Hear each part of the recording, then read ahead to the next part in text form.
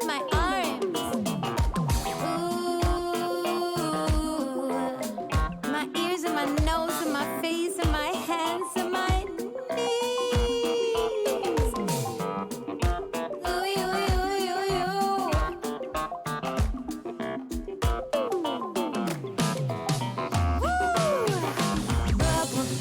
Bubble bath, call my name.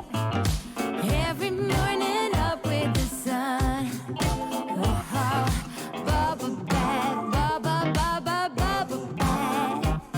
Come on, everyone, jump in one by one. It's so much fun. Ooh. Are you ready for rubber duck? Oh, hands up, here comes rubber duck. Say, did you know I named him twice? One, two, Milton, or Dylan or Hilton. Now up he goes, riding on my boat.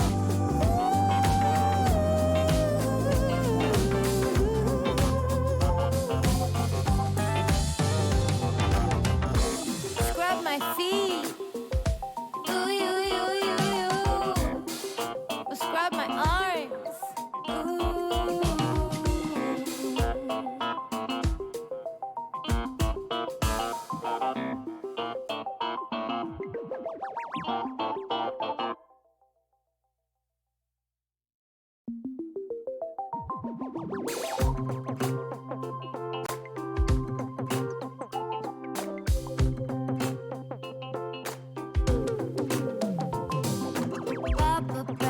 Bubble bath, call my name.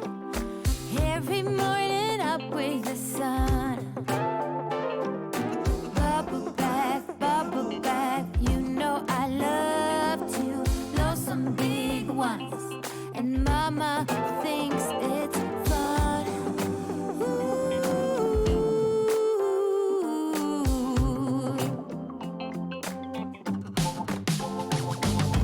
Hands up, here comes rubber duck. Oh, did you know I named him twice? One, two, Milton, then Dylan or Hilton. Now up he goes, riding on my boat. Ooh.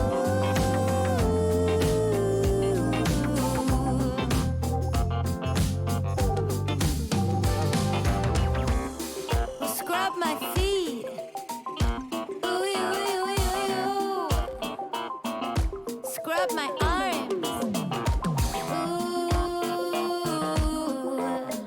my ears and my nose and my face and my hands and my knees. Ooh, you, you, you, you.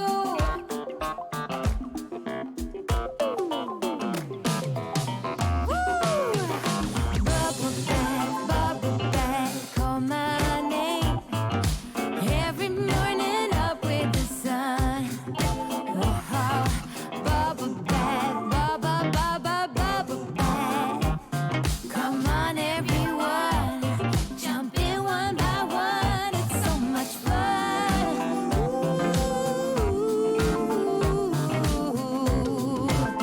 Are you ready for rubber duck? Oh, hands up, here comes rubber duck. Say, did you know I named him twice? One, two, Milton, or Dylan or Hilton. Now up he goes, riding on my boat.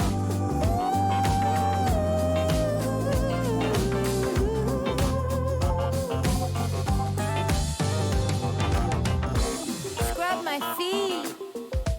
Ooh, you, you, you, you. Scrub my arms. Ooh.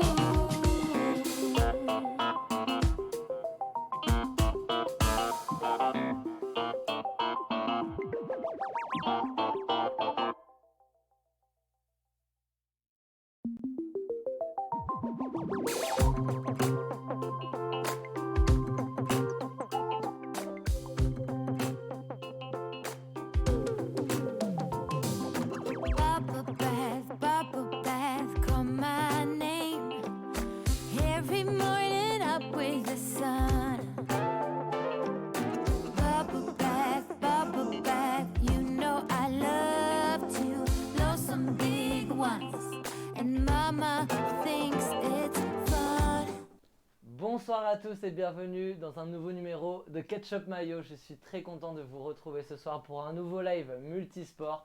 Une énorme actualité sport ce lundi et tout au long de la semaine puisque le tournoi Destination a commencé avec une première victoire des Français dans la difficulté face à l'Italie. On parlera du rugby et notamment du coup de ce tournoi Destination avec ces 3 affiches dans la deuxième partie de l'émission. Avant ça, on parlera de foot avec un nouveau week-end avec les championnats européens qui se sont déroulés, avec certains clubs toujours dans le dur comme Manchester City ou alors Lyon qui renoue un peu avec le succès et qui retrouve des couleurs. On va parler de tout ça avec mes deux compères du soir, Kylian et Gaëtan. Bonsoir messieurs. Bonsoir Guillaume.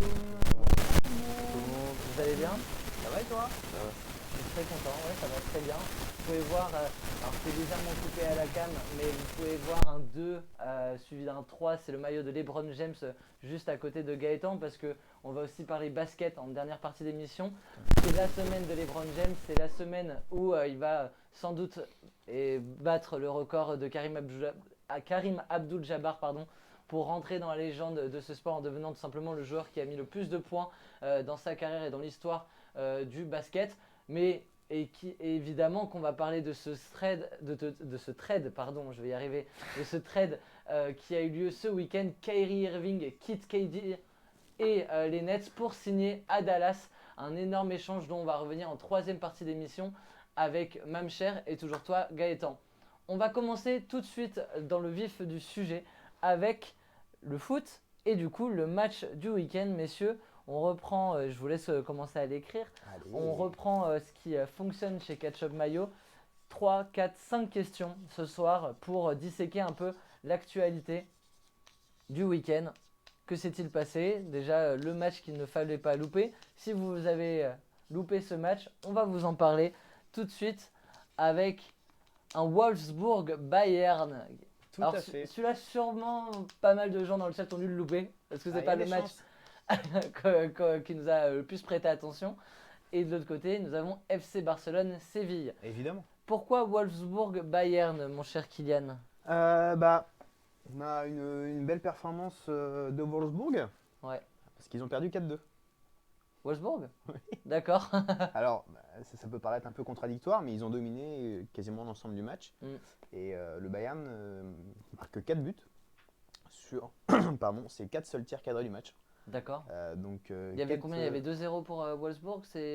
Non, il y a eu 2-0 pour le Bayern. Ouais. Après 2-1, 3-1, 3-2, 4-2. Ok, d'accord. Et le Bayern a fini à 10 le match, parce que Kimmich est sorti et s'est fait expulser à la 55e, il me semble. Ouais.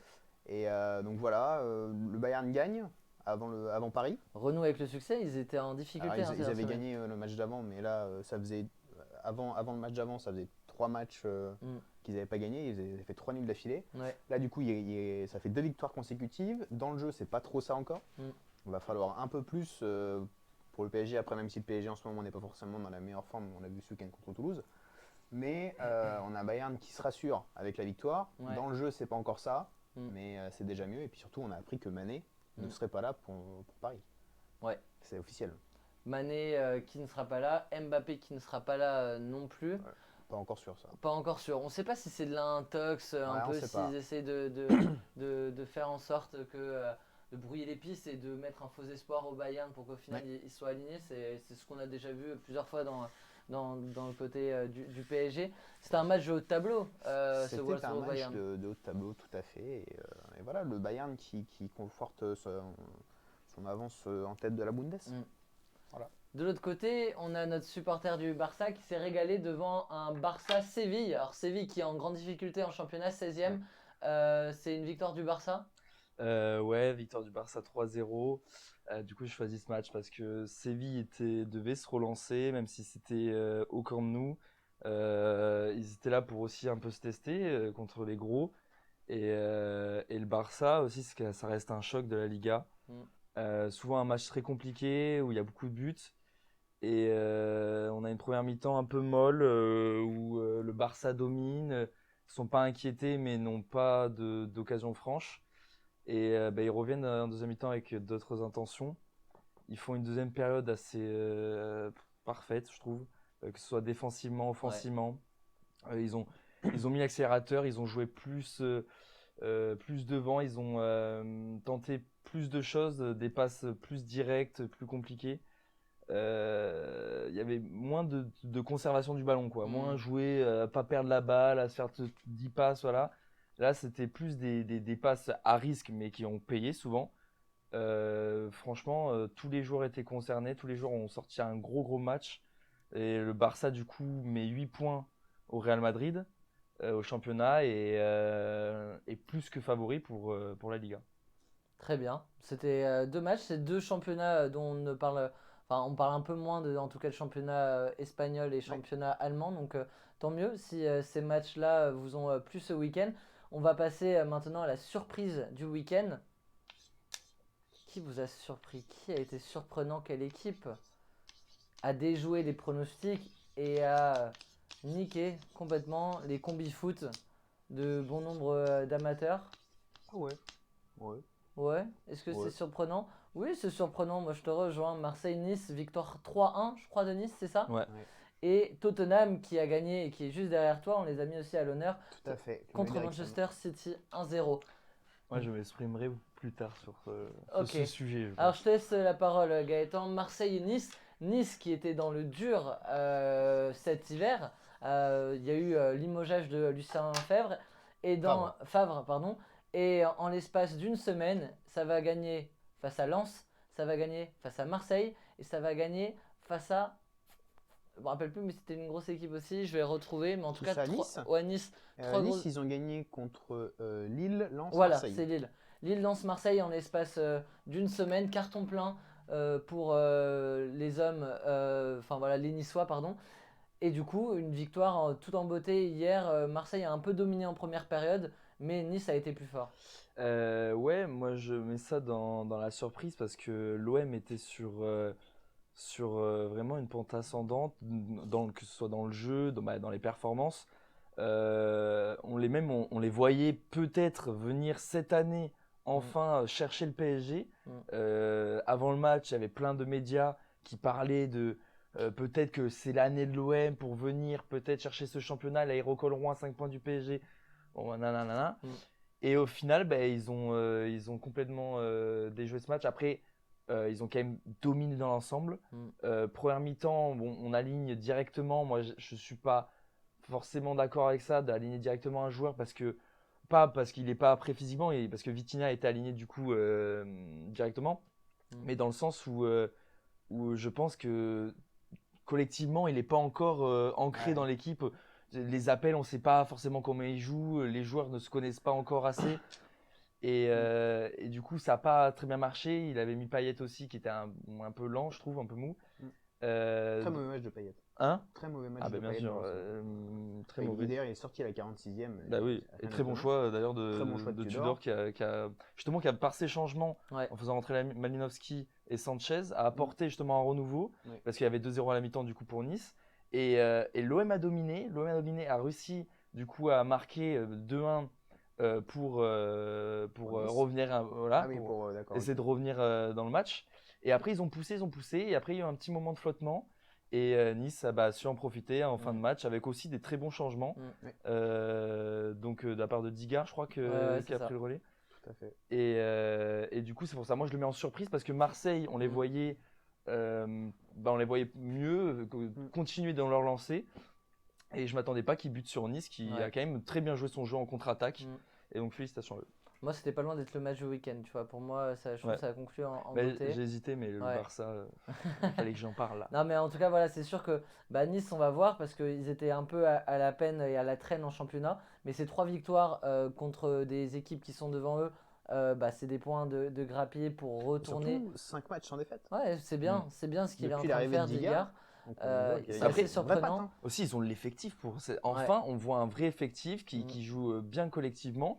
Et franchement, ça fait plaisir parce que Nice, c'était triste à voir en ce début de saison. Et surtout, c'est triste de voir l'effectif qu'ils ont et jouer aussi bas de tableau.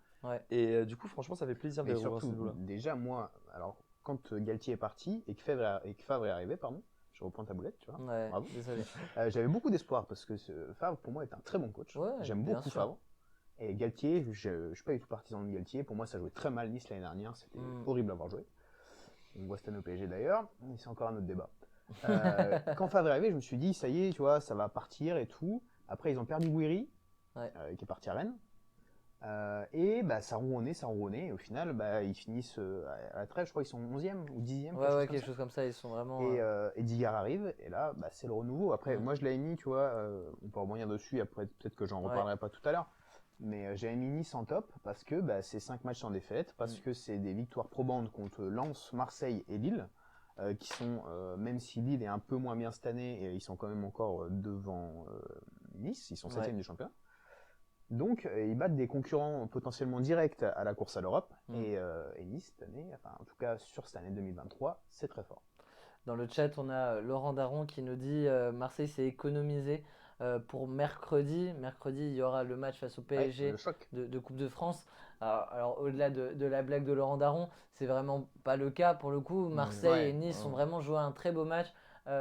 Et comme vous l'avez très bien dit et mis en avant, Tudor et Digard, il y a eu aussi un match tactique et c'est ce qui a rendu vraiment la prestation et le match intéressant pour le coup. Les ajustements au fur et à mesure du match qui ont conditionné la suite de la rencontre. Moi, je me suis régalé et du coup, moi, Marseille, c'est directement une des équipes à suivre pour moi sur la seconde partie de saison. Un mercato surprenant et très intelligent, je trouve. Malinowski et comment Vitinha et le défenseur marocain dont tout le monde voulait le milieu, pardon. C'est Onani. Ouais, c'est ça, Onani. Désolé. Et je trouve vraiment le mercato surprenant et intelligent et j'ai hâte de voir moi je me dis il est intelligent mais en même temps il a double tranchant, tu vois. Il peut être vraiment parce que c'est pareil là les 3 joueurs qu'ils ont eu t'as aucune certitude, tu vois. Vitinha, tu sais qu'il a fait un très bon début de saison avec Braga, mais tu sais pas forcément dans un club avec une haute intensité comme ça que l'OM, est-ce que ça peut fonctionner. Après quand même c'est un joueur qui est réputé pour la répétition de course qui est un peu vraiment la grinta, donc ça peut très bien adhérer avec le projet Tudor et tout et même l'ADN de l'OM. Mais après Unai, très bonne Coupe du Monde, mais on n'a que ça de quoi s'appuyer. Pas de certitude. Voilà. Après, il a fait du coup son but face à Nantes, tout le monde a vu, magnifique, mais on n'a pas vraiment de certitude. Et Malinowski, on a quand même plus de certitude, je pense, de son côté. Bien sûr. Parce qu'on a vu de très bonnes choses du côté de l'Atalanta. Mais après, c'est pareil, avec l'OM, il y a tellement de joueurs qui sont venus d'Italie, souvent qui se sont cassés la gueule.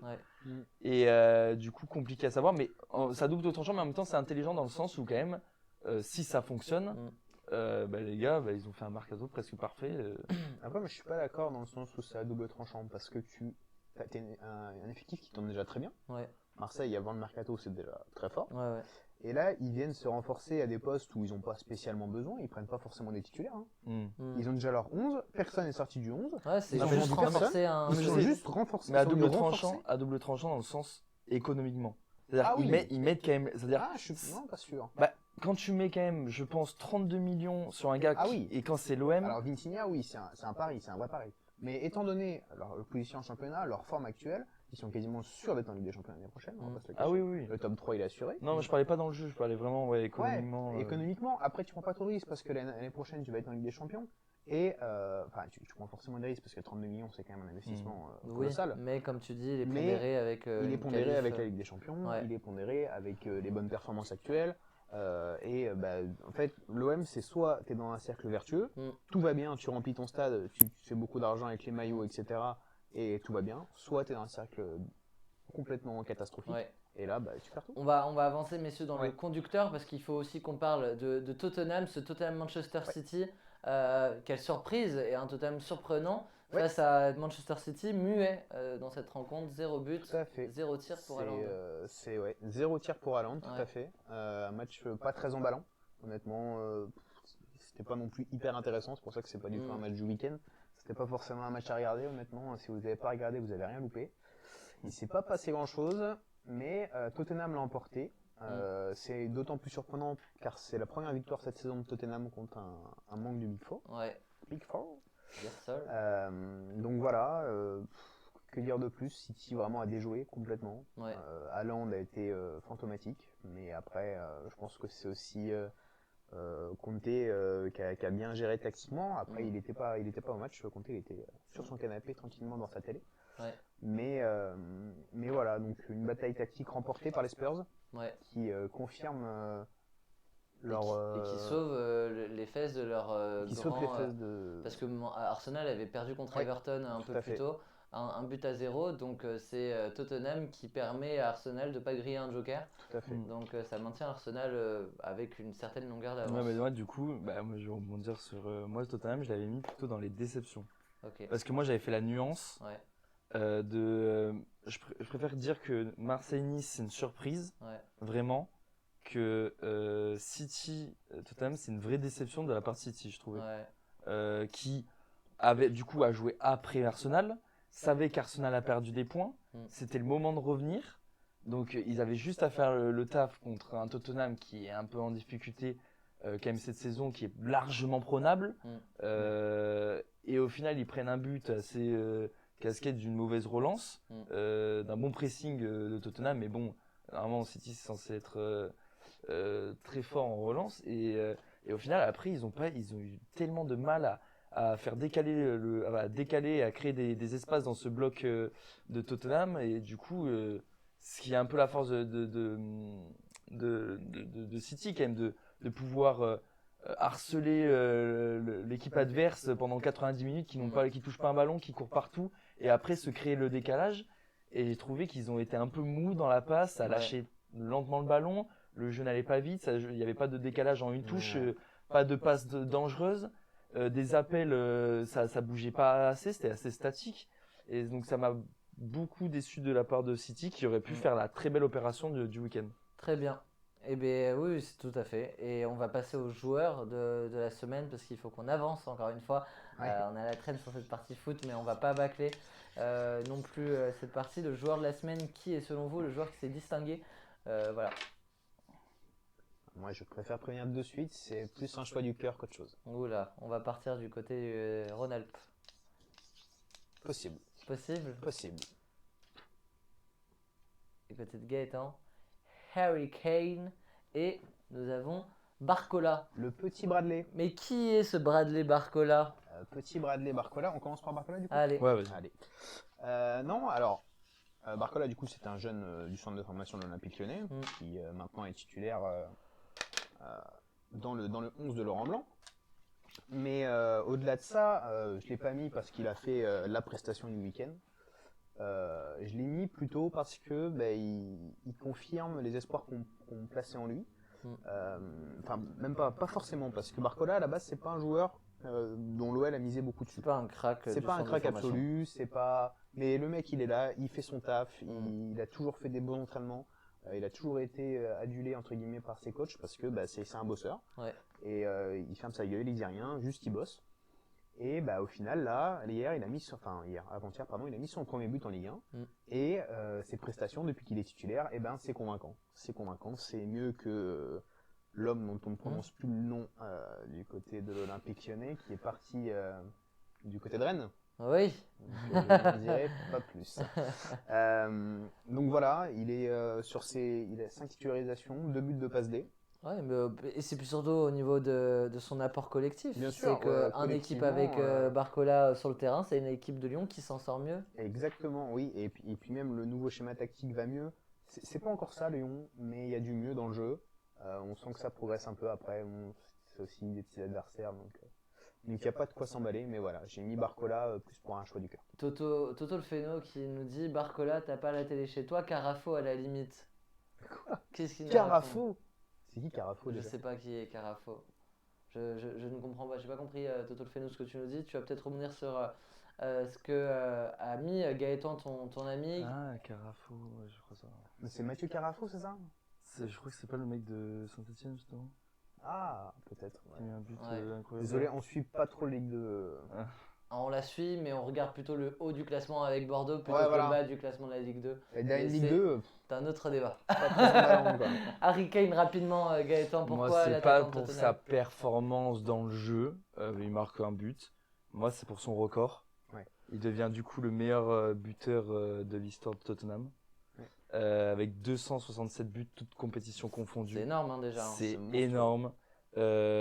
Et franchement, s'il continue comme ça à être en Première Ligue, il peut largement aller dépasser. Du coup, je sais plus qui c'est le meilleur buteur de la Première Ligue. Je crois que c'est le même. Le même qui a joué à Tottenham, c'est Jimmy Greaves Ok. qui vient de dépasser. Et je crois que c'est lui le meilleur buteur de l'histoire de la Première Ligue. Ah ouais? Ouais, je crois, avec 330 et quelques réalisations, mais en plusieurs clubs, tu vois. Ouais, bien sûr. Et avec Tottenham, il en a mis du coup 200 et Ouais, quelques. C'était lui libéré, quoi. le premier de base, il vient de le dépasser. C'est Et ça. on me Bravo, confirme. 357 buts, Greaves. Bravo, Voilà, bravo. et du coup, il peut largement encore aller dépasser, du coup, et devenir le meilleur buteur de l'histoire. Oh, il est Ça va être juste, hein. il est à... Il y a une centaine de buts encore. Hein. Ouais, mais il lui reste encore des années, et je pense qu'il peut, il peut essayer d'aller en chercher. Il est à combien de buts, l'ami Ah, mais après, ça enchaîne. Ça, c'est toute compétition confondue, Oui, le oui, nombre oui. de son but. Il doit être à... Il doit être à 200, je pense. Il est pas à 200. Parce qu'il est pas dans le. 267, c'est ça? 267. Non, Non, ça me rappelle, ça c'est toute compétition toute confondue. compétition confondue. Avec Tottenham. Avec Tottenham. Il y a Wayne Rooney qui est à 208 et qui est 22e. Ouais, Wayne Rooney déjà il va le dépasser. Ouais. Bon, en tout cas, il va rentrer vraiment dans l'histoire de la Première Ligue Ouais. et là, bon, il rentre absolument Enfin, dans ça l'histoire de franchit. Tottenham. Ouais. Et moi, voilà, c'est pour ce record, c'est un joueur qui fait pas de bruit sur le terrain, Ouais. qui se bat, qui est acharné de travail. C'est peut-être pas le plus beau à voir balle au pied, mais une finition hors pair et du coup voilà, je voulais le récompenser pour son record Très et bien. en espérant qu'il continue à marquer pour un peu aussi cette Hmm, petite concurrence avec Haaland, même si Haaland hmm. à 25 buts, on sait jamais, peut-être qu'il peut s'enflammer. Sait-on jamais, hein. Ouais, mais après malheureusement, il est dans une équipe avec il y a moins de caviar, on va dire. Ouais. Ouais. Dans le chat, il y a pas Rooney aussi dans le top 3, 22e du coup de l'histoire de la Première Ligue, Rooney. CR7 est mon joueur du week-end, déjà buteur avec Al Nassr, nous dit Toto le Phéno. Messieurs, Bien en joué. un mot, la satisfaction et la déception. Toi, tu as dit la déception, c'est City. Ta satisfaction, c'était Satisfaction. Ah putain, c'est vrai, il y a la satisfaction. ta satisfaction et ta déception. Moi, top, j'ai mis Nice, du coup, on en a déjà parlé. Ouais, Donc, on va passer rapidement dessus. Et du coup, en flop, j'ai mis le Real Madrid. le Real Madrid. Le Pourquoi Real Madrid qui a pris rapidement 3-0 contre Ah. Mallorca. Ouais. Ouais, mais c'était Mallorca ma satisfaction. Alors parlez-en rapidement de ce match-là. On parle rapidement. Le Real Madrid, du coup, qui perd 3-0 à Mallorca. Ouais, Sans Karim Benzema qui était blessé. ouais, face à Clément Grenier. Quel bonheur. Tout à fait, face à Clément Grenier. Donc voilà, ils prennent beaucoup de retard sur le Barça. Ouais, Ils ont 8 points de retard maintenant. Liverpool Ouais. qui a perdu 3-0, on nous dit dans le chat aussi. Aussi, Ouais, il y en a beaucoup. j'ai pensé, mais bon, Liverpool, ça Ouais. me... Maintenant, ils sont 10e. Chaque DPL, semaine, j'ai l'impression que, bon, on va dire un truc. Non, mais là, le Real, la défaite à Mallorca aussi, ce week-end, quand j'ai regardé que c'est Asensio qui tirait le penalty. Mm. J'ai pas compris pourquoi c'est pas Vinicius. Il y a d'autres qui peuvent mieux le prendre. Même moi, je pense que Rudiger a plus d'aplomb pour pouvoir le tirer. Et du coup, déjà très content. Désolé pour ceux qui sont pour le Real, pour les Madrilènes, mais très content en tant que fan du Barça de cette défaite. Parce que du coup, le Real est à 8 points. Et je pense qu'ils vont perdre encore des points parce que eux, ils sont toujours engagés vraiment dans la Ligue des Champions. Après, Barça en Ligue Europa, mais compliqué quand tu as 8 points de jouer les matchs autant à fond en te disant, bon, le titre, souvent, je pense que quand tu as 8 points, sur tous les matchs, tu n'as pas forcément la même intensité, la même rigueur. Et du coup, je pense qu'ils vont perdre plus de points que le Barça. Et le Barça, ça déroule tellement en championnat que, voilà, et Mallorca, merci. Merci Mallorca. Merci Mallorca, Et en tout merci. cas, ça vient du cœur et de la part d'un supporter du Barça. Bonsoir à toi, Dissoui. Dissoui, qui fait sa première entrée dans le chat. Hi, guys. Bonsoir à toi. On termine la partie foot. Si jamais tu étais venu pour le foot, je t'invite à rester pour le rugby et le basket et à regarder en replay le morceau d'émission sur le récap de ce week-end. Merci messieurs, vous pouvez laisser votre place à Bien nos sûr. consultants Et rugby. abonne-toi pour suivre la semaine prochaine. On est Voilà. là tous les lundis, frérot. Voilà, tous les lundis. Donc, attends, à la calme, merci. C'est bon. Laissez partir. Donc, on va passer au rugby. On va parler du 6 Nations, le tournoi des 6 Nations, avec l'entrée en lice des 6 équipes. l'Angleterre a chuté, défaite surprise face à l'Écosse, tandis que le Pays de Galles a perdu contre l'Irlande 34-10. La France, elle, a gagné dans la difficulté, je disais, face à l'Italie 29-24. Elle a même été à un moment dominée et l'Italie avait pris l'avantage au score, mais finalement les Français se sont imposés. Donc on va revenir sur ces 3 rencontres avec une surprise, une petite branlée et un match qui nous aura tenu en haleine jusqu'à la fin de la rencontre. C'était ce Italie-France, c'était hier à 16h. Bonsoir messieurs. Bah, salut. Bonsoir Guillaume. Je viens de faire le point un peu des matchs, en tout cas des scores, mais parlez-nous un peu de ces 3 rencontres, pardon, on va commencer par le match qui nous intéresse le plus, c'était le match d'hier à 16h, Italie-France. Que s'est-il passé? Victoire dans la difficulté des Français après un très bon début de match. Ouais, je vais juste reprendre ma feuille parce que je suis parti Ouais, sans mais ma du feuille, là, coup- mais ça commence très bien. Euh, Italie-France, Ouais. qui était le dernier match de ce week-end. La France qu'on attendait depuis un certain temps maintenant. Alors que vous êtes 11 à nous suivre, voilà, on vient de passer la barre des 11, tout le monde Nickel. est venu pour le rugby, je pense. Ouais. en même C'est temps, parfait, c'était le plus intéressant de toute façon. Le foot, il y en a toute l'année et le tournoi de destination, c'est pas toute l'année. Ouais, du coup, comme on disait, la France qu'on attendait sur ce premier match, et moi j'avais prévenu parce que l'Italie c'était solide, et il y avait des gens qui m'avaient dit ouais l'Italie, mais bon l'Italie ça a changé. Ouais. L'Italie maintenant c'est une grosse équipe, enfin une équipe qui va C'est gêner, bien meilleur. qui Ouais. va surprendre, Mm. et d'ailleurs ils nous l'ont prouvé encore ce week-end parce que ce match a été plus qu'accroché qu'on ne l'espérait, j'imagine. Ouais. On a bien commencé la rencontre avec un essai assez rapide. On fait même voilà, la passe de 2, même s'il n'est pas transformé. Et puis ensuite, on va laisser des fautes aux Bah. Italiens, Declan. bah, Capozzo avait prévenu en avant-match, en gros, qu'ils étaient là pour rentrer dans l'art et s'ils pouvaient faire tomber la France, qu'ils le fassent. Alors, certains diront que non, certains diront que oui. Il y a quand même eu les Français se sont sentis quand même supérieurs, Mm. parfois, j'ai trouvé. Et quand même, c'était l'équipe type qu'on avait. Tout à fait. En plus, Antonio titulaire, ce qui n'était pas sûr, certains la semaine précédente. Et au final, ça fait une victoire 29-24 dans la douleur avec un essai de Jalibert à la toute fin. Ouais. Juste après sa rentrée, en plus 5 minutes après. Ouais, c'est vrai que ce qu'on peut noter, c'est que cette équipe type, qui était là en première mi-temps et en première partie de deuxième mi-temps, Ouais. elle a été vite submergée Mm. et beaucoup pénalisée. Je pense que c'est le plus gros point qu'on peut en retenir. 18 pénalités sifflées contre la France, c'est totalement inacceptable Ouais. et totalement inhabituel. Ouais. Là où je crois que l'Italie s'est fait pénaliser seulement 6 fois pendant le match. C'est énorme et on a pointé du doigt, j'ai vu dans la presse qu'on a pas mal pointé du doigt l'arbitre de ce match. Oui. Alors en fait, disons que l'arbitre était parti sur un concept en fait du match qui n'est pas les standards du match habituel. Après, il l'avait annoncé dès le début, c'est-à-dire que dès les premiers grattages, là où la France est normalement super forte, avec notamment des joueurs comme Julien Marchand, ou même Grégory Aldrit, qui sont en fait trop forts dans ces rucks, qui vont aller gratter le ballon, qui vont aller pourrir les sorties de ballon chez les adversaires. Et malheureusement, en fait, cet arbitre, dès le début, il a annoncé que le moindre ballon qui allait être joué et qui allait être joué un peu à la limite, et ben il allait siffler. Ouais. Et les Français, ils n'ont pas réussi à réagir à ça tout de suite. Et on a ensuite eu aucun ballon en fait qu'on a gratté. Là où d'habitude on en gratte 5, 6 par mi-temps. Mm. Là on a gratté 0. Le premier ballon, je l'ai noté, qu'on a gratté, c'est à la 62e. Ouais.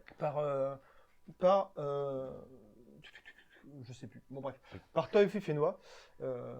Et du coup 62e, c'est très très étrange du coup pour cette équipe de France qui a l'habitude en fait de jouer sous ce système-là et qui du coup a été beaucoup pénalisée dans ce secteur. Dans le chat, on nous dit on va pas être les seuls à laisser des plumes contre l'Italie, je pense.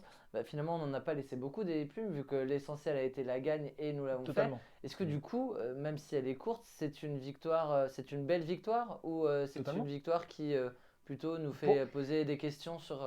Pour moi, Alors, l'essentiel tournoi. a été fait. En Ouais. vrai, tu ramènes 4 points, ta victoire plus bonus offensif, c'est le plus important. Genre, c'est ce qu'on était venu chercher. Après, moi, je pense que c'est une petite piqûre de rappel en mode, on est bon, mais tu vois, faut quand même rester au Voilà. travail, quoi. Voilà, Après, exactement. comme comme un journaliste connu en Irlande l'a dit, la France a fait un match catastrophique ce week-end et on peut en tenir rigueur à l'arbitre sur certaines phases, Moi, je pense. sur un essai de pénalité qui est très limite. Ouais, bon, après. Après c'est à des joueurs, répétition, c'est à des joueurs répétition. qui étaient endormis, je pense à Marchand, qui était Il a été paralysé en fait, il pouvait pas jouer son Ouais. jeu. Dans les rucks, c'était pas efficace. Et du coup, Antoine bah, Dupont qui a disparu au fur et à mesure des minutes jusqu'à la 30e. Très bon match, incroyable. Par contre, on l'a de moins en moins vu. Alors, c'est pas qu'il a fait un mauvais match, c'est qu'ils avaient moins de place comme Ntamak. Tout à fait. D'ailleurs, un truc qui m'a un peu déçu, sur le moment à la réalisation, tout le monde en parle. Ah oui. Quand Jalibert a mis l'essai et le réalisateur s'est empressé d'aller sur le regard d'Ntamak sans être sur Jalibert à son moment de joie, et du coup c'est pour comparer un peu. Ouais, non, mais C'est un peu c'est- dommage. En vrai, la réalisation ce week-end, il faut qu'on en parle aussi Ouais. un petit peu. Je trouve qu'il y a déjà eu beaucoup de réalisations au niveau caméra qui ont été vraiment mis sous silence à des moments où il y avait un peu litigieux. Il y a même un moment où il y a un coup de pied, tu sais, où il veut dégager son équipe, et tu vois bien que le ballon il part n'importe comment. Tu te dis mais il a forcément été touché par un Italien là. Et là, la vidéo elle revient jamais, il y a rien, c'est touche pour les Italiens, on laisse passer ça sous Ce silence, match il n'y a pas de c'était revidéo. incroyable. Il n'y a eu aucun ralenti pratiquement, je crois, sur les moments. Et même l'essai de pénalité, la caméra, le réalisateur, Il n'y a pas de il replay. devait boire un café, je pense, parce que Ouais. du coup, moi qui voulais revoir l'action parce que j'avais pas compris, et j'ai vu du coup après, Ouais. parce que le réalisateur n'était pas décidé à nous montrer.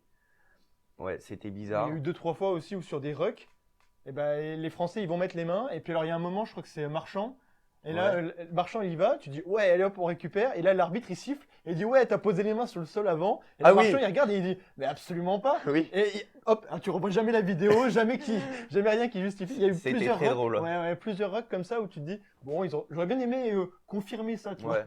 Mais Merci, du coup- merci pour le follow dans le chat. Combien est-ce qu'on peut me le dire en régie le nom? Je le vois pas d'ici. La Bis33 qui nous a suivi, merci à toi. Merci, Il y a merci, aussi merci. Hera qui salue notre Erwan national qui est à la régie ce soir. En effet, en effet. Et qui va nous permettre de même passer à la deuxième partie de cette chronique rugby, puisqu'on va parler de Angleterre, Écosse et de Pays de Galles-Irlande. Deux rencontres avec deux scénarios bien différents. L'Angleterre qui a été surprise à domicile face à l'Écosse, messieurs, 23-29.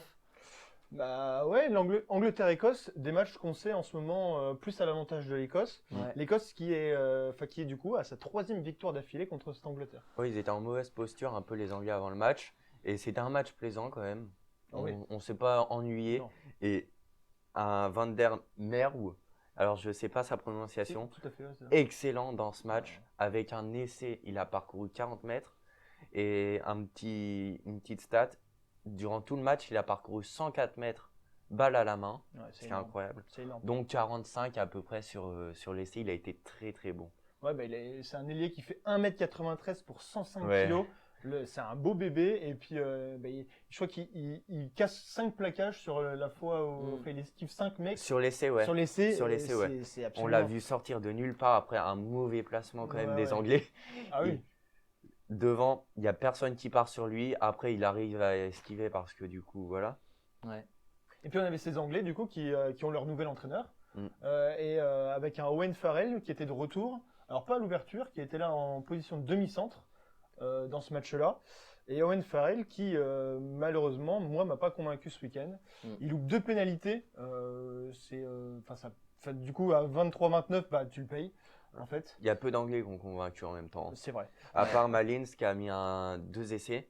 Ouais. Ça a été. Sinon, Bah, pas convaincu des Anglais. Et d'ailleurs, c'est la première fois qu'ils perdent à domicile depuis 2017. les Anglais. Ouais. C'est possible. Ce qui C'est date possible. vraiment. Ouais. Je te crois. Et du coup, c'est clairement mérité sur ce match, cette victoire des Écossais. Ah, bien sûr, Une c'est Écosse de totalement feu d'accord. et Angleterre encore décevante, nous dit Laurent Daron. On avait juste au-dessus Thibaut qui nous disait au revoir Gatou. Gatou, il va revenir juste après pour la partie Ah, le basket. basket. Donc, si vous êtes dans le fan club de Gaëtan et que vous aimez ces envolées lyriques pertinentes, on le retrouve d'ici une dizaine de minutes pour parler de Kyrie Irving et son transfert à Dallas. Pour parler un petit peu de l'Angleterre et de Ouais. l'Écosse, juste avant qu'on transitionne sur le match d'après, moi, ce que j'ai envie de dire, c'est que l'Angleterre, si je dis pas de bêtises, ils jouent l'Italie la semaine prochaine. Oui. Et Et j'ai bien envie de voir le match, moi. Ouais. Le match piège, comme pour nous. Autant on va regarder l'Italie, France-Irlande, pardon, de très très près. Ouais. Autant Angleterre-Italie, va falloir regarder de très très près parce que moi, je donne pas très cher de l'Angleterre face à cette Italie. elle est plus si souveraine que ça, l'Angleterre, là, dans ces dernières années. Ça Là. fait quelques années, ouais. Ouais, ça Là, manque de. En fait, Pendant avant les- c'était ultra solide et en défense ça perdait très peu de ballons. Ouais. Et là, je trouve qu'il y a beaucoup de secteurs où déjà en mêlée ils sont moins puissants, en touche ils sont moins coordonnés. Ouais. Et puis en défense, le rideau défensif il est était- troué. Hein. Ah ouais, Il est absent. troué, hein. Là où en attaque, bon, Mais- ça se trouve un peu. Marcus Smith, je trouve il distribue bien. Owen Ouais. Farrell, il tente des bons trucs. Mm. Bon, même s'il ne les réussit pas forcément, mais au moins ça teste Non, de jouer. franchement, même si sur ce match-là, ils ont été plaisants à voir. Ouais. Après, c'est sûr qu'à la longue, ça fait quelques temps que les Anglais sont en dessous. Mais c'est vrai qu'à Twickenham, on les avait quittés, les Anglais, sous les sifflets. Mm. Ils s'étaient vraiment fait siffler. Ils avaient vraiment fait des matchs où le public anglais avait renié cette équipe un petit peu d'Angleterre et avait vraiment posé un gros coup de gueule. Ouais. Et là, ce week-end, c'est vrai que dans le stade, c'était plutôt une ambiance. Et c'était plutôt des Écossais dans le stade. En plus, il y avait une très grosse Ouais. ambiance écossaise, mais il y avait une bonne ambiance quand même du côté des Anglais. Il y a eu très peu de sifflets. Je pense que l'Angleterre n'est pas non plus si déçue d'avoir perdu. En tout cas, c'est moins Sur ce- catastrophique que ce qu'ils imaginaient, je pense. Oui, parce qu'ils ont réalisé un bon match dans l'ensemble. Après, ils peuvent se rattraper avec l'Italie. Par contre, là, s'ils ne se rattrapent pas, c'est un peu plus. Ça va être catastrophique. Et parlons parce que de là, ce après, dernier match, le futur adversaire des Bleus la semaine prochaine, ce sera samedi à 15h. Donc peut-être que nous, on ira le voir entre potes Sûrement. samedi après-midi.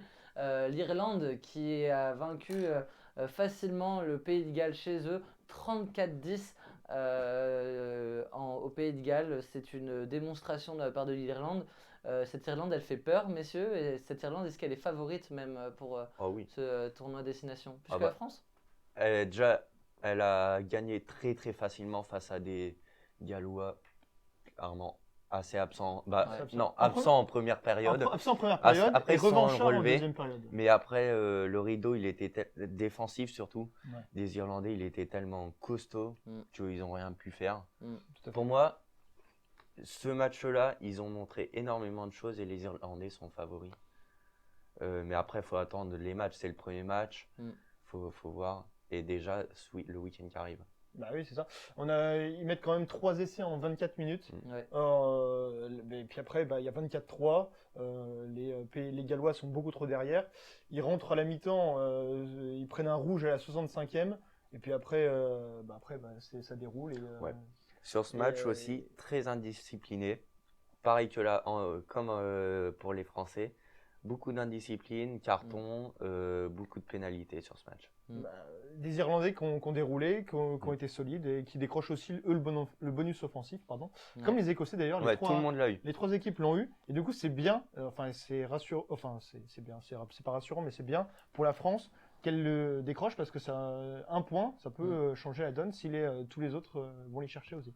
Alors, parlons un peu de ce tournoi à destination.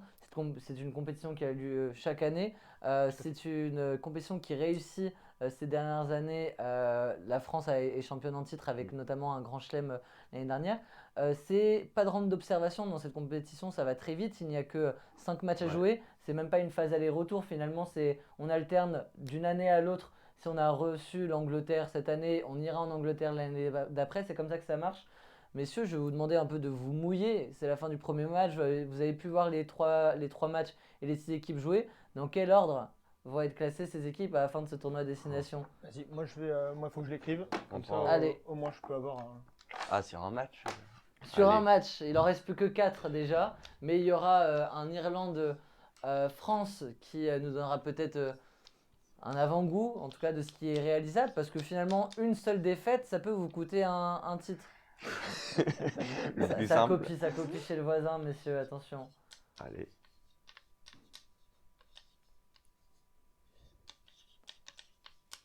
En tout cas, c'est vraiment la France qui va jouer aussi sa Coupe du Monde à domicile en septembre prochain. C'est en octobre ou en septembre, Gauthier, ça commence en septembre Ça la commence en Coupe du Monde. septembre, tout à fait. Voilà. Et du coup, avec ce grand chelem l'année dernière, fait quand même office de favori. Alors certes, on est revenu sur l'Irlande, l'Angleterre qui ne va pas falloir non plus prendre à la légère parce que même le crunch qui avait décidé de notre grand chelem ou non l'année dernière n'avait pas été le match non plus le plus facile. Il avait été très disputé ce crunch. Tout à fait. Donc voilà, il va falloir surveiller ces matchs-là. C'est des beaux matchs. C'est limite une préparation pour nos Français qui vont devoir voilà, L'Italie. être à la hauteur de leur réputation récente. Qu'est-ce C'est un qui- tournoi de destination, j'ai mis 5. Ah bah super. Ah, carrément. Ah bah oui. Non. Vous avez oublié quoi Ouais, j'ai oublié l'Italie. Alors que je voulais les mettre. Allez messieurs, à vos tablettes. Alors, je vais vous décrypter ce que j'ai écrit par contre. Oui, parce fait que un c'est par peut-être un pas ou- clair. Non, Alors- non, on va faire la tablette. Montre toi aussi, et ensuite on va voir les éléments où vous n'êtes pas forcément d'accord. Vous n'êtes pas du tout d'accord. Non, on est pas du tout d'accord. La C'est ça qui est France et marrant. l'Irlande, en tout cas, vont peut-être se battre. Pour moi le week-end prochain, on va gagner, mais on finira pas devant l'Irlande. Ok, Je suis sûr qu'on va faire une faute contre l'Écosse. ouais. Et, je L'Écosse pense- que vous avez tous les deux placés en troisième, donc finalement Ouais. bien devant l'Angleterre. Pour moi, je pense qu'on va forcément faire une erreur contre l'Écosse. Ouais, Là où l'Irlande la fera pas. ouais. Et l'Écosse, bon après, je sais pas, mais je pense qu'on est meilleur que l'Écosse, mais je pense que cette équipe d'Écosse, moi, elle me fait peur. Et Ouais. je pense qu'elle peut facilement déjouer l'équipe de France. Là où, si en fait on bat l'Irlande, Ouais.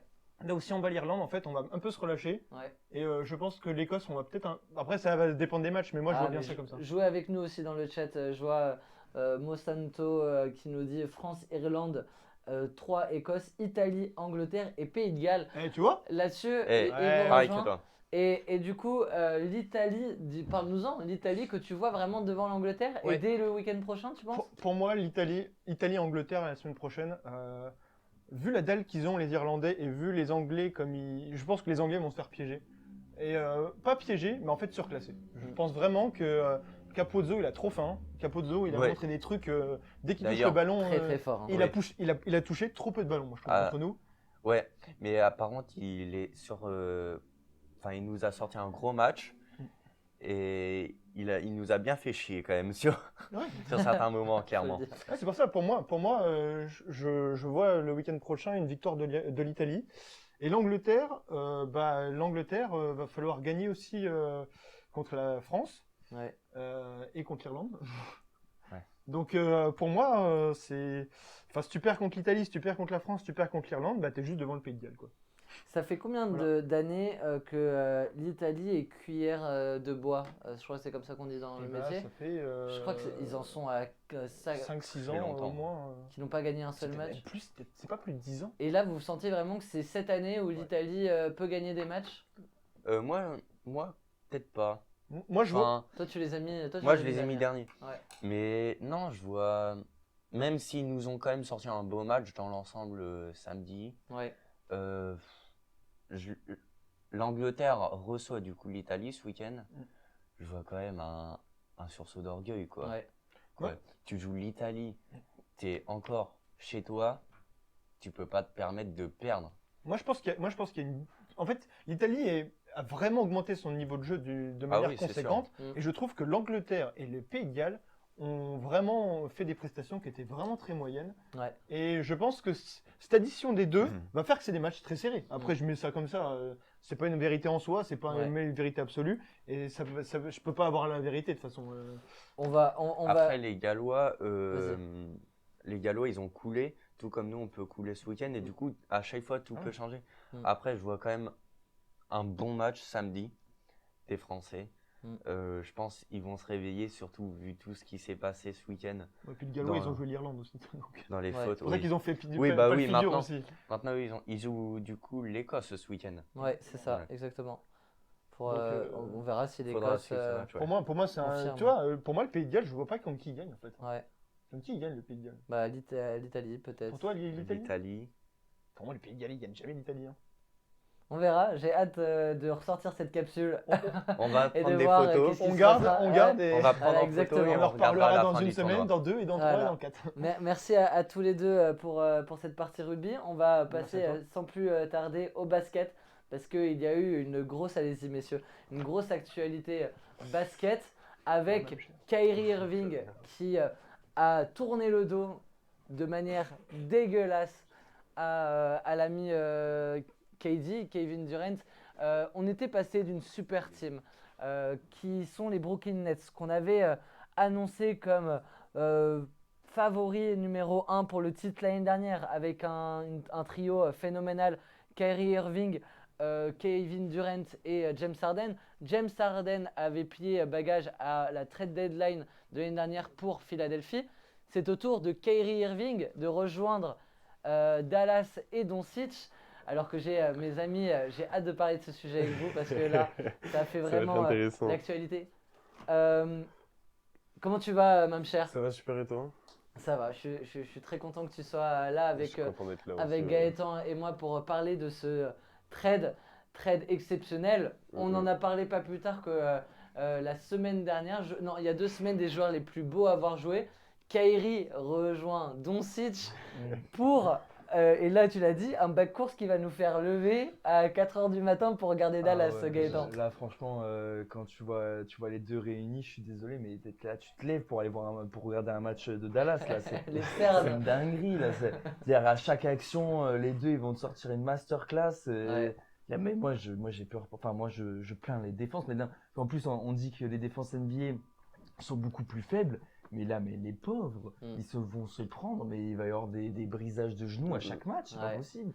Non, franchement, ça va être très beau à voir jouer. Après, dans un futur, on verra. Je ne pense pas que ça soit. On va le disséquer en long et en large et en travers. Voilà, mais en tout cas, en tant que fan de NBA et de basket, franchement, quand tu vois ça sur le papier, tu peux être que subjugué et kiffer. Ta première impression, la première émotion que tu as eue quand tu as vu Kyrie débarquer à Dallas?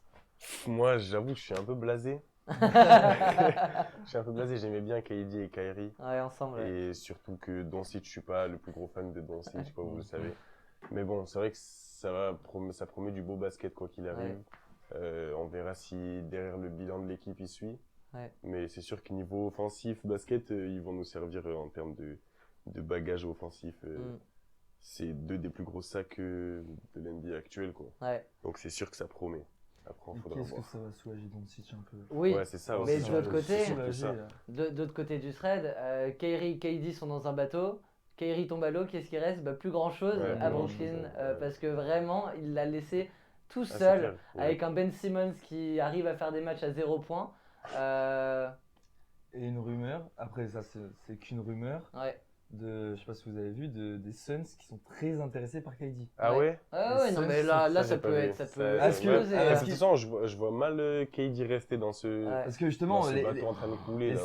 les Suns commencent à se positionner parce que ils se disent KD, qu'est-ce qui va rester là-bas? Ouais, c'est ça, Il a plus rien et du coup ça peut exploser du côté des Nets. Ouais. Alors franchement, qui l'aurait cru il y a, Non, mais il y a vraiment. quelques semaines là, Ouais. quand ils étaient à 12 Ouais, c'est victoires ça, c'est d'affilée. ça. Et en fait ça part de là, ça part de KD qui jeudi. se blesse. Et comment? Ça KD part de KD qui se blesse. Et là, Kyrie qui demande son transfert il y a 3 jours et puis 48 heures après, boum, et puis Alors pour Dallas. Ouais, à 2 doigts d'aller aux On l'imaginait aux Lakers. Lakers parce Ouais. que du coup les Lakers Jean avaient fait une LeBron. offre avec Westbrook. Mm.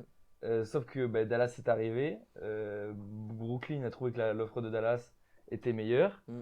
Et ouais, c'est passé tellement rapidement et du coup là moi j'ai peur pour les Nets qui étaient bien C'est revenus. terrible.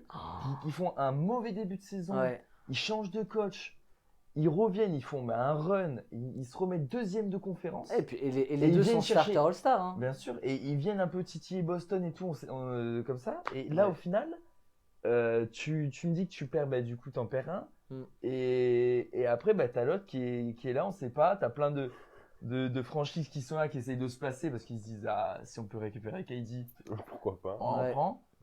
Et du coup, là, ça peut donner de bons trades, là. Donc le trade, parlons-en. Le thread, j'arrête pas à dire ça, faut que j'arrête de regarder Twitter. Le trade, parlons-en. Kyrie signe à Dallas. La contrepartie pour Brooklyn, c'est Dinwiddie qui retourne du côté des Nets. Finney Smith, qui était un gros joueur important pour les Mavs, quand même, il va falloir en parler. Il avait fait un match magnifique il y a 2 jours où les fans de Dallas étaient ouais, Finney Smith reste ici à vie et tout. Boum, Finney Ouais, Smith c'est vrai. part. Un premier tour de draft en 2029 et puis des seconds tours de draft dont on n'a pas encore les dates connues, mais il y en a quelques-uns qui sont partis dans la balance. C'est un énorme coup de poker pour Ouais. Dallas parce qu'il faut parler du contrat de Kyrie. Quel est son contrat? Je n'ai pas vu ça, mais juste je sais qu'il y a Markieff aussi qui est parti des Nets, Markieff Morris qui. Oui, Il et va à Markieff Dallas Morris avec, oui, qui ouais. va avec Kyrie. Le contrat de Kyrie, son échéance, c'est cet été. C'est-à-dire que Kyrie, il va finir gentiment son année à Dallas.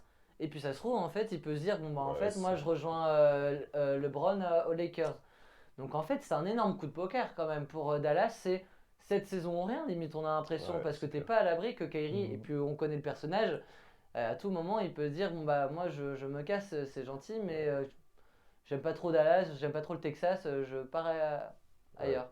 Ouais, c'est ça que je me dis, c'est que déjà, de 1, je sais pas si Kyrie c'était forcément le bon joueur à apporter à Lucas Mm. dans la saison qu'il fait, sachant que c'est un gros joueur, c'est un joueur très bon individuellement. J'aurais Ouais. peut-être placé plutôt un C'est vrai, moi, je les forward trouve avec pas lui. ultra complémentaires non C'est plus. ça. Ce que je me dis, ça va plus être un basket de chacun son tour que Mm. jouer ensemble.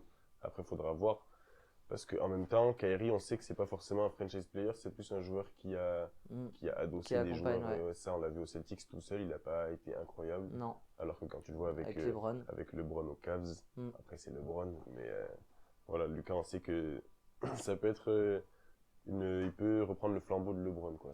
C'est 2 fait joueurs partie à de ce qu'il à fait. la main, hein. De toute Ouais, façon, c'est ça, c'est c'est pour 2 ça. meneurs de jeu. Alors qui va jouer arrière plutôt? Comment ils vont se réattribuer justement la main et le début des possessions? Ça va être beaucoup d'interrogations, hein, Gaëtan, cette association Kyrie-Doncic. Ouais, moi, pour l'instant, T'es plus optimiste, toi? ouais, je suis plus optimiste dans le sens où, pour l'instant, ce que je vois, c'est que il fallait quelqu'un qui aide Doncic parce que là, tout seul, je sais pas si en playoff il aurait implosé parce que faire les 82 matchs où c'est tout le temps lui Mm. au scoring Ouais, ça, qui c'est porte sûr. l'équipe, il Ça, c'est fallait certain. vraiment quelqu'un qui vienne le soutenir. Après, c'est sûr qu'en termes de complémentarité, on va pas dire que c'est la meilleure parce que tu vois pas comment ils vont combiner, c'est-à-dire que peut-être que c'est-à-dire que les deux, ils ont un peu même le profil dans le style ils percutent, ils dribblent, ils savent faire des passes, donc à peu près le même style, même si c'est quand même ils sont rationnellement différents, bah, surtout en termes de gabarit. Ouais, c'est ça. Mais voilà, moi, dans un premier temps, ce que je vois, c'est qu'il va vraiment apporter du scoring à Dallas. Et après, je pense que quand même dans une complémentarité, je pense que Doncic va garder la main Je pense aussi, ouais. parce que c'est le franchise player, Mm. c'est vraiment le leader, c'est celui que tout le monde, voilà, c'est vraiment le GOAT de la franchise, on va dire. Et après, Tu mets Tu- Kyrie tu dans mets- un rôle un peu à la Desmond Bain du côté de Memphis, shooter plutôt, et qui va pouvoir faire. Moi, non, je le mettrais plus juste dans un rôle d'arrière complet Mm, qui est capable juste de supporter, enfin, d'épauler le meneur, quoi. mm. Et en plus, tu vas plus peut-être pouvoir gérer les temps, c'est-à-dire que Doncic, peut-être, bon, tu les mets un peu ensemble. Et tu les Mais décales ensuite. au Voilà, fur et à après mesure de tu la les rencontre. décales et Bien tout. sûr, c'est c'est ça, ce qui bien va sûr. se faire. C'est ce qui Bien va se sûr. faire. Et justement, là, ça peut être très Là, dangereux ça pour peut être les, dangereux. pour les équipes. Ouais, Parce que c'est tu arrives, ça. tu te dis, Ouais. tu sors Doncic, t'as du coup Irving qui reste sur le terrain, qui peut t'en mettre, surtout qui peut prendre feu rapidement. Mm. Et après, tu as Doncic qui revient. Franchement, ça peut être dinguerie. Mais après, moi aussi, j'ai plus d'interrogations. C'est pas forcément sur le duo, sur ce qui reste après. C'est-à-dire que Mais il reste derrière, plus grand chose. derrière Ouais. ça, il reste vraiment plus grand-chose. C'est Ouais. clair. Et c'est vraiment là mes interrogations. Parce que défensivement, Ouais. bah, du coup, on va pas dire que Kyrie ce soit le meilleur défensivement. Non. Et j'ai des vraies interrogations. Même cher, dans quelle dimension ça met les Mavs Dallas pour la deuxième partie de saison et pour les playoffs? Est-ce que l'ajout de Kyrie et quand même un banc qui est du coup un peu moins important, ça les met directement dans un statut de on joue au moins les finales de conférence et puis pourquoi pas une finale de NBA? Je pense que eux, dans leur mindset, ils sont clairement en train de viser au moins les finales de conférence. Après, il faut voir Kyrie avec tous les problèmes extérieurs, s'il n'y a pas toutes ces galères qu'on connaît. Mm. Si on a un gros Kyrie et un Lucas comme le début de la saison, malgré les petits trous qui se sont créés avec le trade, je pense qu'ils peuvent réussir à gratter facilement une finale de conférence. Mm. Il y a du monde à l'Ouest. Alors, Ouais. elle est moins concurrentielle que l'Est, Ouais, mais il y a quand même des équipes qui ont beaucoup Pas mal d'équipes, d'expérience ouais. qu'il va falloir aller chercher. Hein. c'est ça. Mais tu vois, par exemple, en vrai, je pense qu'ils peuvent mieux s'en sortir du coup à l'Ouest. Imaginons, ils étaient par exemple à l'Est. À l'Est, c'est plus trop- ouais, défensif. c'est trop dur, l'Est, Et cette année. franchement, ils se seraient fait éclater pour moi. Ouais. Ça aurait été défensif et il y a trop de bonnes équipes et du coup, ça aurait été vraiment trop compliqué. Mm. Mais à l'Ouest, ils peuvent s'en tirer avec des équipes qui compliquées. On sait pas, imaginons les Warriors, déjà ils reviennent. Mm. Bon, c'est chiant à jouer les Warriors, tout ce que tu veux, machin. Mais défensivement, cette année, c'est compliqué, vraiment. Ouais. Du coup, le duo peut aller chercher quelque chose. Après, tu as du Memphis où pareil, on va pas dire non plus c'est les meilleurs défenseurs. Alors, je trouve qu'à l'Est, vraiment, à l'Ouest, pardon, défensivement, c'est moins complet. Ouais. Et du coup, ça peut vraiment aller gratter quelque chose. Mais de là déjà à dire finale de conf, moi vraiment j'ai un problème avec ce fond. Et je trouve qu'après, il n'y a rien, c'est un peu néant, quoi. À part les deux, je vois pas qui c'est qui va t'apporter une plus-value. Ouais, c'est clair, c'est clair. Moi j'ai un rêve, messieurs. Mon rêve, c'est de voir, Dream. d'ici jeudi, du coup la trade deadline aura lieu jeudi soir, jusqu'à minuit. Je rêve de voir Kevin Durant signer aux Suns et retrouver Dallas Dallas, pour en une finale de revanche conf. de l'année dernière, parce que Dallas avait fait l'upset et avait enterré les Suns l'année dernière. Mais je rêve de revoir un Suns Dallas avec un Kyrie versus Kevin Durant. Les Nets vont devenir la poubelle de la NBA parce qu'avec des Simons, sûrement un Chris Paul de 36 ans, les Dinwiddie, alors je ne sais pas quel avenir pour les Claxton et les Cam Thomas qui étaient plutôt des joueurs à fort potentiel, mais je pense que je suis supporter de Brooklyn Nets. Là, j'éteins ma télé, je change de sport, je me mets au en ce foot, je moment, me mets au golf ou- rugby, ouais. je Ouais, me c'est mets clair. au snooker. Bah, alors le basket, je le laisse de côté parce que franchement, la dramaturgie que prend la Par contre, saison moi, des Nets, Ah ouais, Par là, contre, ils c'est n'ont incroyable, jamais le ça. droit au bonheur, les C'est pauvres. incroyable, 10 ouais. Par matchs. contre, hein. s'il se passe ça, moi, je suis toutes les équipes à l'Ouest. Je plie le bagage. D'ailleurs, les Suns, c'est Booker qui revient, inarrêtable. Je suis désolé, mais Booker qui revient et KD. Ouais, Ouais. c'est mort. Wow, Ça, pour le coup, c'est vraiment un duo qui Ah, marcherait alors à là- la perfection. Et ça quoi. peut rester longtemps parce que KD, Ouais. dans un prisme où Booker qui a, je crois, 25 ans, un truc comme ça, Ouais, si ça va bien moins, je ensemble, pense. je vois KD potentiellement faire quelques années et quelques belles années aux Suns parce que ça peut être tellement incroyable. Ouais, c'est vrai que la Non, mais connexion elle peut être folle. Là, franchement, s'il revient, enfin, s'il Mais au niveau des contrats, c'est compliqué parce que tu as C'est Ayton compliqué. qui a un Ouais. énorme contrat, Booker qui a un énorme contrat, KD qui a un énorme contrat. Qu'est-ce que tu laisses? Tu as celui de Chris Paul qui est quand même un gros contrat, mais il va falloir laisser d'autres choses parce que sinon ça va pas être possible. Ouais, après, forcément, il va falloir virer des gens s'il y a KD qui vient. Hmm. Et C'est- ça parle de c'est Jake une- Crowder, ça parle Après, on de verra. Chris Paul aussi. Je sais plus, il y avait qui dans la balance. Je sais pas, j'ai même pas vu que les Suns ils étaient intéressés, mais fait les super teams, il y en a quoi. Ouais. Super teams, il y En en tout a. cas, on a vu que ça marchait Si, pas. Après, les Nets, quand Là, ça marche pas forcément. Ah ouais, bah on a vu les Lakers de 2004 avec les arrivées de Peyton et puis Malone. Là, cette fameuse équipe de All-Star avec Harden, Irving, Kevin Durant, Griffin, Aldridge. J'en oublie sûrement un, je sais plus quel était le sixième All-Star. Ben Simmons après. Ben ouais. Simmons mais qui arrivait après Harden. Ça n'a pas marché non plus, on n'en a jamais vu la couleur. Et moi je trouve, c'est vraiment ce qui est triste du côté des Nets, c'est vraiment ce gros soutien à la fanbase des Nets. Mais c'est une reconstruction aussi bien amenée de partir avec une équipe qui était sexy. Il y avait du D'Angelo Russell, il y avait du Jarrett Allen, il y avait du Dinwiddie dans cette équipe. Ça casse au fur et à mesure pour réussir à te ramener Harden, Kyrie Irving, Kevin Durant. Et finalement, on te massacre et ils y sont pour rien. Je trouve que la direction n'a pas fait de mauvais choix. T'es vraiment pour rien. T'as Harden qui n'arrive pas à se trouver une place avec les deux copains, Kyrie et KD.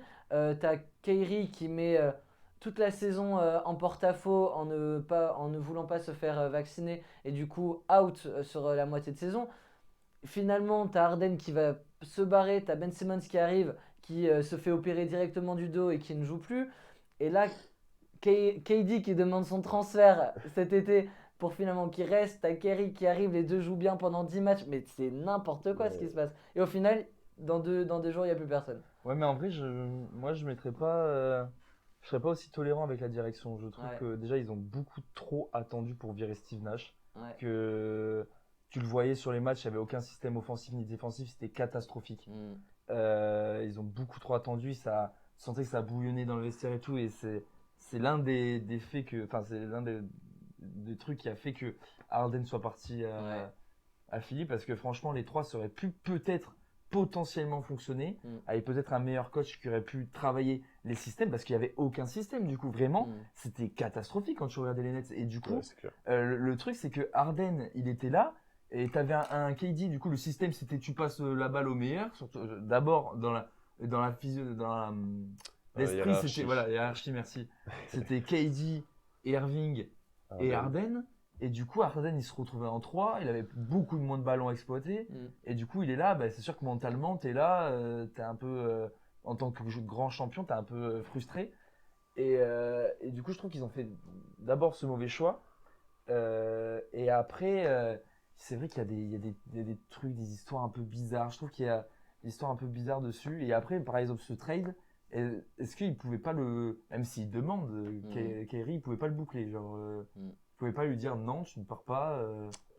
Si, je pense que complètement. Mais genre, est-ce qu'il était en fin de contrat et du coup, c'est parce mais qu'ils avaient peur de perdre. Tu parles du côté des Nets, pardon? Ouais, Ouais. totalement. Non, du côté des Nets, t'as Kyrie qui demande son départ. Ça devient très compliqué de le garder. Et Ouais, tu sais c'est que ça. lui, il va t'en mettre plein la gueule si jamais Ouais. tu sais qu'il joue pas.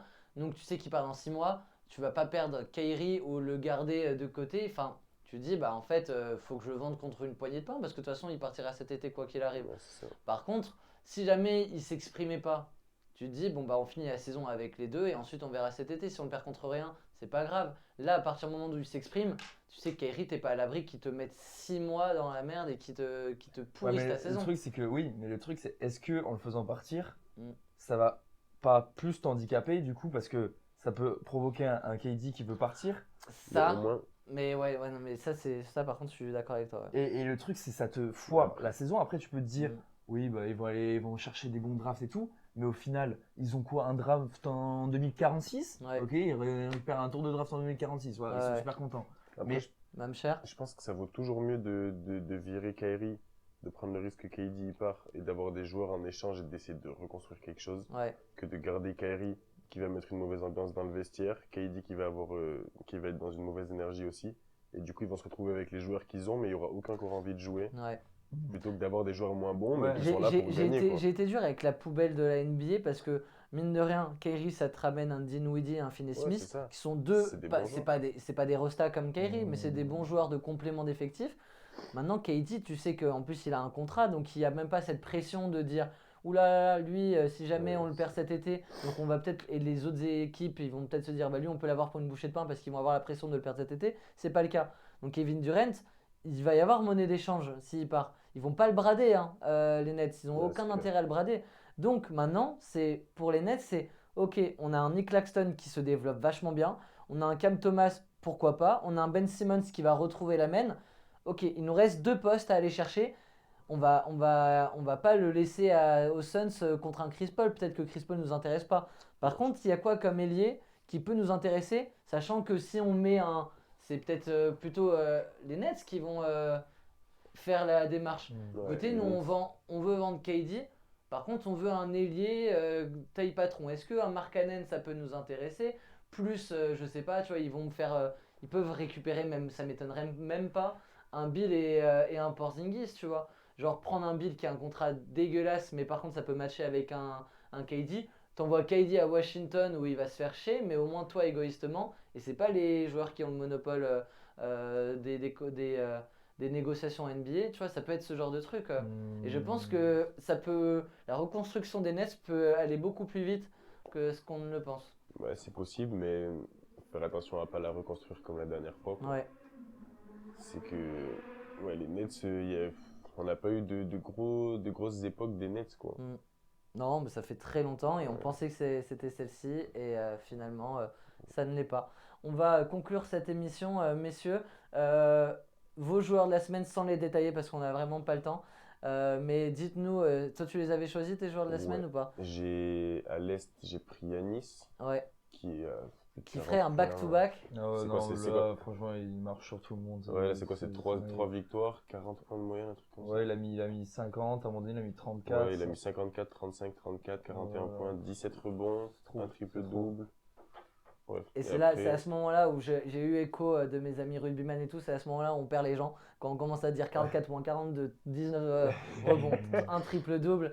Donc Ouais, on forcément. fera peut-être un tuto Ouais, là-dessus limite, on sur peut les faire une statistiques. capsule, On fera une capsule Ouais. pour vous expliquer un peu les fondamentaux, comme le fait très bien Johan sur la Formule 1. À l'Est, À l'ouest, À l'ouest, mais, oui, pardon. j'ai remisé, enfin, j'avais pas mis sur lui la semaine dernière, mais bon, il était passé. Mm. J'ai remis Lillard, ok. qui a 3 victoires, 1 défaite, 38 points, Ouais. avec 3 matchs à 40 points. Donc un back-to-back Lillard. Giannis. Ok, et pour toi? Moi, j'ai mis Murray. Ouais, j'ai hésité avec Murray aussi. J'ai mis Murray, J'ai Jamal hésité avec Murray, Murray aussi. parce que il est, je crois, il est aussi en 3-1. 3-0. Il est en 3-0 Mm. T'es sûr? 3-0 et 3 matchs. Enfin, moi, j'ai ça. J'ai Bah ok, bah, ah oui, non, parce qu'il 41, 33, il est en 32. 3-0 parce qu'il joue pas le match qu'ils perdent. Hmm. Ah, peut-être. Mais non, Euh, parce que Jokic, il est en 3-0 aussi. Ah non, mais je te jure, il a pas joué le dernier. Parce que Jokic aussi a pas joué le match qu'ils perdent hier soir. Ok, ok. Donc ils sont en 3-0 et. Enfin, 3-0 des matchs qu'il a joué. Ouais. Et ouais, il met plus de 30 points à chaque match. Du coup, une grosse semaine. C'est lui qui a porté les Nuggets. Ouais. Du coup, là, je le mets. On a aussi Et Jokic. ça change un peu. Ouais, Jokic, il a fait ça change trois un peu, triple-doubles Murray, ouais, aussi. c'est vrai. Dans le chat, on me demande quels sont les scores. Je vais voir si j'arrive à refaire le point dessus. Moi, j'ai Je les ai 5, plus en je tête. pense, et vous êtes devant. Ouais, on est devant. Moi, je ne joue pas sur cette semaine. Je ne veux pas tricher et copier chez les voisins. Je ne l'ai pas préparé. Donc, ça vous donne peut-être l'occasion. Un petit point, du coup, sur LeBron, dont on parlera mercredi en même temps que la trade deadline. LeBron James, on avait parié 3 points dessus. T'es mort. Ouais, mais Je suis mort. Il reste plus que Gaëtan, mais il faut qu'il Ouais, mette il ses faut 37 qu'il mette points. 37 points. Faut qu'il mette ses Faut 37 qu'il points mette ses contre Oklahoma. 37 points. Donc à voir si ouais. il va le prendre. En tout cas, merci à tous de nous avoir suivis sur cette émission. On se retrouve mercredi midi. On vous donnera l'horaire exact si c'est midi ou 13h le début de l'émission sur nos réseaux de Ketchup Mayo sur Instagram. Voilà, très bonne soirée à vous tous et bonne soirée. Ciao.